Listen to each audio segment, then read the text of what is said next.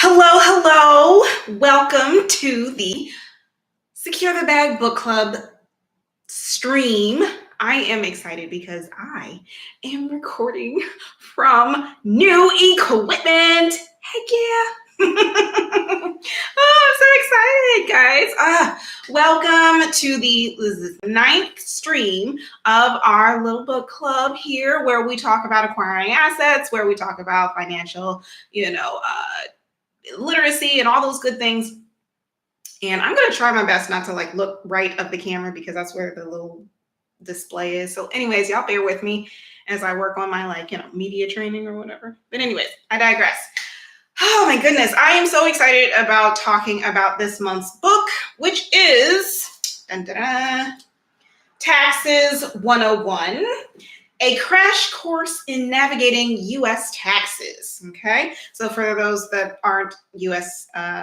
Folks, we are talking about the U.S. tax system. So there you go.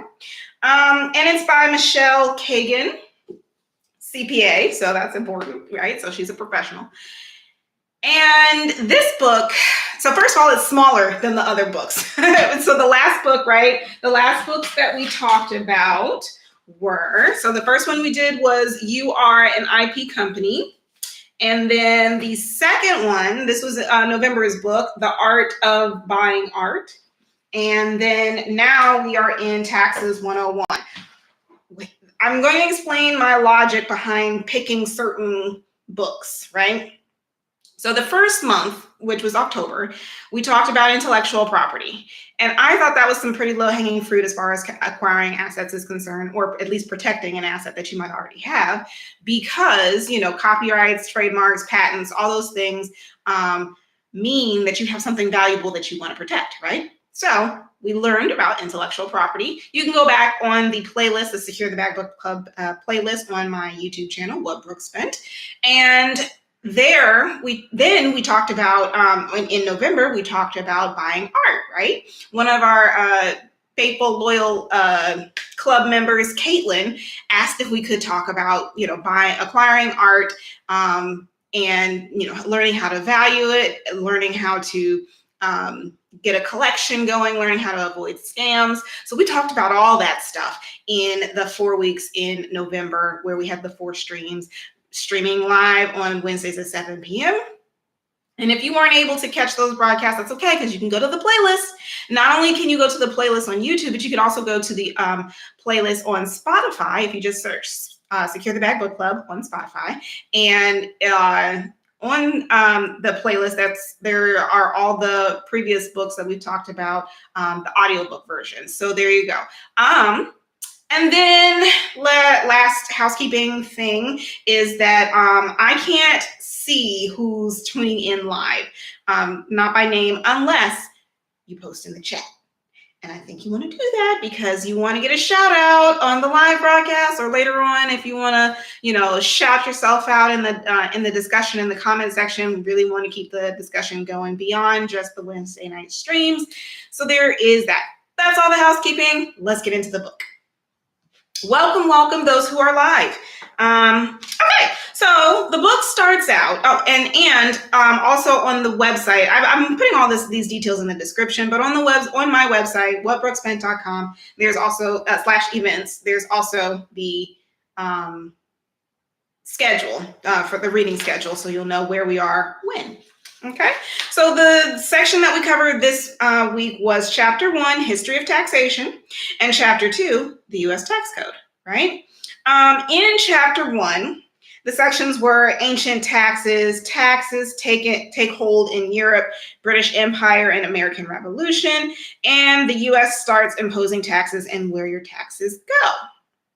Now, with the section about tax history, right? First of all, I thought it was such a twist to learn that in ancient Greece, the more you paid in taxes, the bigger the flex, right? Which is totally completely different from our culture today and our society today, right? Where it's like, the flex now is how little can you pay in taxes, but back then they were like, no, this means I have wealth. So yeah, let me, tell you all about how I'm paying so much in taxes. So I thought that was a very interesting twist.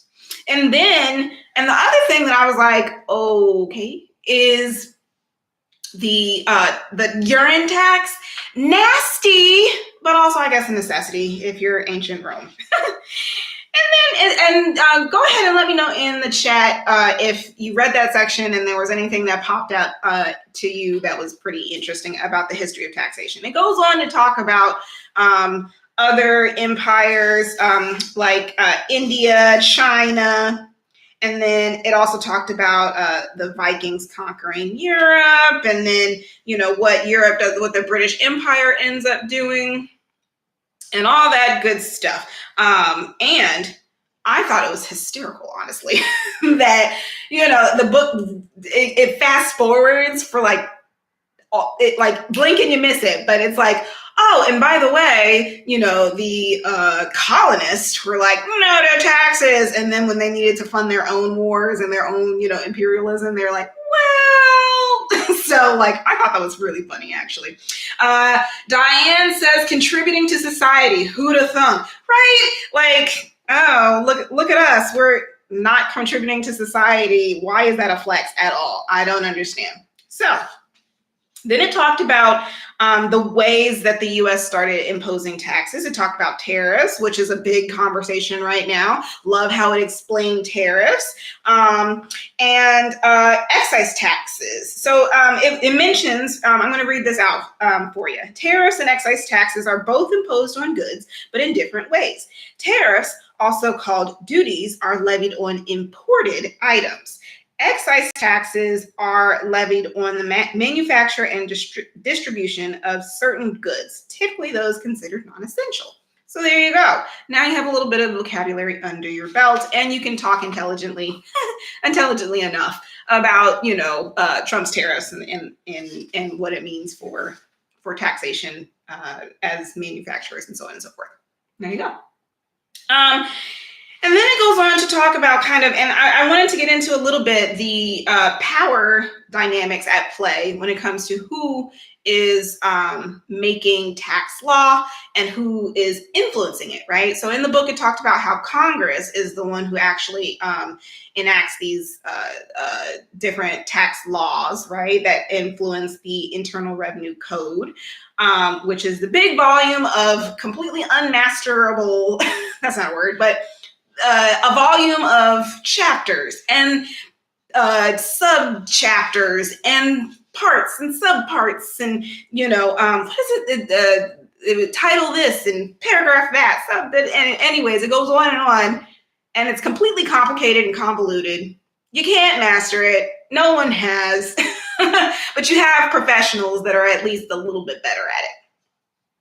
Or at least know a little bit more than the average person, and that's why you go to them. So then it talked about the difference between mandatory and discretionary spending. Loved that. And then it kind of goes on to talk about just how tax law comes to be, which for our purposes is just kind of like a nice to know. This book is going to be useful as we get into the nitty gritty of tax strategy, right? But I wanted to point out one other thing, which was that there is such thing as tax court. So you as a citizen have the power to go and get your case against the IRS or against the United States government if you feel like your tax situation is kind of unfair. So plenty of people have gone to tax court and won. So I feel like we kind of look at the IRS as this kind of big scary enforcer, which they are, but they're not, they're not infallible. They make errors too. They have humans behind it that, make errors. And so it's up to us to be more knowledgeable and prepared and thoughtful about our entire picture as it relates to our finances and the assets that we hold. And I think that that's going to be really useful for us as we kind of discuss what this book has to offer. And it talked about, so you have the IRS, and then you have the IRC. So the IRS enforces the IRC, the Internal Revenue Code. And then you have tax court, you have, the ability to be audited, or I guess not necessarily the ability, but kind of the unfortunate nature of being audited. But I loved how it talked about only 0.038% of taxpayers get audited. Sometimes it's random, sometimes it's like, I think you have a red flag, And so if you're thinking about trying to avoid being audited, I mean, I guess you could say don't do anything wrong, but also just CYA, right? Cover your ASS, have your paperwork in order, keep your records in tip-top shape, consult with a professional. All those things can prevent you from being in the 0.038%. There you go. What did you guys think about the vocabulary in the book too? Because it did talk about things like adjusted gross income and brackets. It talked about depreciation, which I thought was pretty cool. Basis, all those good things, right? So this is on page, this is the second chapter, I think, page 49, tax vocabulary. So it talked about phase outs, it talked about adjusted gross income. I personally got the most important takeaway, or the most important conclusion for me when it talked about the above the line deductions, right? So if you ever looked at a W-4, I think it is, or no, 1040. So when you look at the tax document where you're reporting all your income, your taxable income, and you're reporting either you're taking the standard deduction or your itemized deduction, all that good stuff, right? And then it spits out your adjusted gross income. That is what ends up being figuring out what tax bracket you're in, right? So it's this kind of like funnel where you start with your gross income, all the income that you've made from, whether it's a job, whether it's, a side gig, whether it's contracts, whether it's you sold something or you sold some stocks or all that good stuff, or you got a gift, all that stuff gets kind of put together, and that's your gross. Then it funnels down. After the gross, you have your deductions, the above the line deductions, right? So it's things like contributing to a retirement account, contributing to a health savings account, so an HSA, student loan interest, self-employed health insurance premiums, and on it goes, right? So you have all these ways to kind of whittle it down. It's kind of like so I said a funnel, but it's also kind of like a corset, like to kind of cinch you in. If your tax bill is like, body, then, you're trying to cinch in the waist of that body with corset, and the corset is, your deductions or credits, right? And so then it talked about the brackets, and there is such a thing as I might mess this up, but it's like your marginal tax. We're marginal taxation, or I'll look it up and I'll put it in the comments. You know what I'm talking about. But basically, the way that it works and the way that it described it on page 51 was you don't get into the next tax bracket until you fill the other tax bracket. So you're taxed at levels. It's not your entire $100,000 that's taxed at 30%. I'm making up a number, but it is, your first 15,000 is taxed at 10%, and then your next the dollar after that, $10,000, $15,000 or whatever is whatever I just said is then taxed again, but this time at we'll say 20%. And then, oh, you fill the bucket up to $55,000. Okay, well, $55,001 and on it up to your 100,000 is taxed at 30%. So see, that's how it ends up going. So it's not your full, pay that is, or your full income that is deducted from, or not deducted, that is taxed at the same tax level. So I hope I'm explaining that correctly, but work with me on that. And Diane in the chat says, oh my gosh, yes, I just recently learned about the margin taxation thing. Thought my whole 6 figures are going to be at that high amount. The math wasn't mathing. Exactly. My mind was blown, absolutely, when I learned that. Another thing that it talked about was so the big takeaway that I realized, well, I have two big takeaways. The first takeaway is that the logic behind and the intent behind tax law is to either incentivize American taxpayers to do one thing, or such as pay their student loans back in the way of student loan interest deductions, or contribute to retirement funds in the way of tax advantaged in retirement savings plans, right?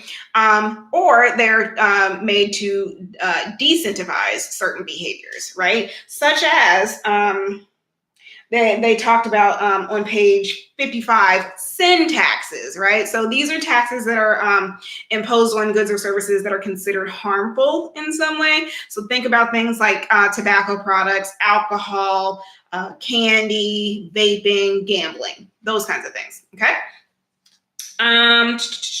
So that's one takeaway, right? You have an incentive to do one thing, or a decentive to not do another thing. And so if you think about it like that, I think you'll grasp the reason behind certain taxes and why you end up paying them or not paying them, depending on your situation. The second takeaway that I wanted to stress was that, oh my gosh, Diane in the chat says, yep, it's fiscal policy versus monetary policy. Can you expound on that a little bit in the chat? Because I'm not familiar with the difference. And I would love for the rest of us to know what you're talking about, because that sounds fascinating. And I think that's right up what we're talking about. But the second thing I wanted to talk about is, and this is the reason why I thought this was a great book to continue our education, right, as beginner investors. What you want when it comes to thinking about your the difference between tax planning and tax preparation. A lot of people wait until the end of the year or into the early parts of the new year to think about their taxes, right? They just want to hurry up and get it done. They think, surely they've been taking enough out of my paycheck. Hopefully I get a little something back, but whatever, right? That's usually how the train of thought goes. But people that win at the tax game are proactive. They're preparing. They are making certain decisions with their money ahead of time, knowing that it will influence their tax bill at the end of the year or whenever their taxes are due, because sometimes people pay them quarterly, right? So again, going back to that point about if you are incentivizing one behavior, well, then you'll say, okay, I am trying to lower my tax bill next year. Let me this year contribute the max to a Roth IRA, right? Or let me not sell my stocks because I don't want to pay a capital gains tax, or let me, pay a little more on my property tax because those things I get a credit or a deduction or all those kinds of things because of that behavior. So again, it's thinking through what can I do ahead of time to make sure that I am paying enough but also not overpaying. So then I'm using the money that I am not overpaying, because that's what a refund is you overpaid in taxes. Instead, let me use that money throughout the year in ways that I find to be better investments and having a better return than if I just waited till tax season and got whatever funky refund that the the IRS chose to honor me with. So that's my thoughts on that. And so, yeah, if you guys have any other thoughts, would love to hear about them in the comments. Diane is going to follow up with her comment about fiscal policy versus monetary policy, because we need to know the difference clearly. And I would love to hear you guys' opinion about what my conclusions when it comes to talking about how we approach tax planning versus just tax preparation. Okay, so next week we will be here Wednesday at 7 p.m. So December, that's the 10th. I'm really excited because next in the next chapter, they teased it a little bit at the beginning of the chapter, and I was like, ooh, I can't wait. And it talked about the difference between tax evasion, which is what we hear about in the news when so-and-so actor didn't pay their taxes and is now going to federal prison, versus tax avoidance, which is perfectly legal. So there you go. Okay. Love to hear. Diane has our definition for us. Let's see. It says fiscal policy incentivizes or restrains using tax policy. Monetary policy incentivizes or restricts with interest rates and money supply through the central bank. So she's talking about the difference between,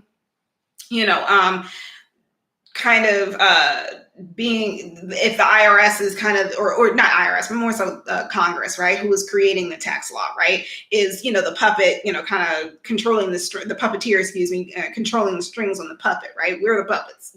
They want us to do certain things, move a certain way financially, so that either they're not, on the hook to pay us something, or they're lessening something else. I hope I'm explaining that correct. And Diane, thank you so much for that comment, because I think it's going to really color the discussion for next week. And yeah, so thanks so much everyone for joining. I love wrapping these up at around 20-25 minutes. I think that's the sweet spot for our broadcast, so we're going to keep it like that. So make sure you tune in at 7 p.m. Eastern Standard Time on Wednesdays, because we get started right away. We don't lollygag. Okay. So thanks so much everyone for joining. I will, and y'all give me a shout out for my new equipment. I am so excited about the new improved quality of my broadcast, and I do it for y'all. I do. Yeah. So there you go. All right. I will talk to you guys on the next stream, and remember to tell the others. Bye.